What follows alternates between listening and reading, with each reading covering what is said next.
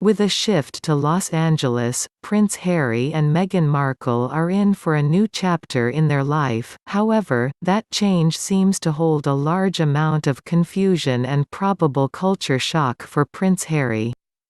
Many royal fans are wondering how Prince Harry expects to assimilate into the US. Fortunately, and as it appears Lady Julie Montagu, an American married into the British aristocracy, has some insight into what Prince Harry might be in for.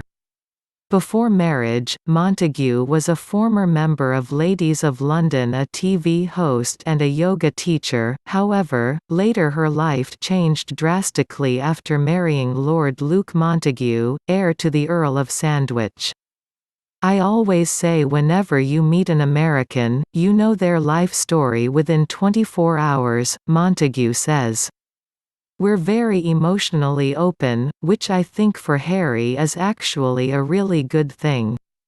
He'll be able to talk about his feelings, probably more than he was able to talk about over here. I wouldn't be surprised if we start to hear a little bit more about how he feels about losing his mother at age 12, and maybe how he and Meghan were treated in the press over here. She is also well versed in raising multi-nationality children. My husband grew up knowing you should be fully dressed for meals, socks and shoes on," Montagu says. "We set the table for breakfast, lunch, and dinner. And when I say set the table, I mean set the table. We have placemats, all the cutlery out, the glasses, and we serve everyone as our guests." Keeping in mind her own upbringing, Montagu imagines, Meghan's approach to parenting might be like her own. "I remember one thing my husband said to me when we were dating is that every time I spoke to my parents, I'd hang up the phone and say, 'I love you Mom and Dad.'" She further recalls, "I'm like, yeah, that's what we do.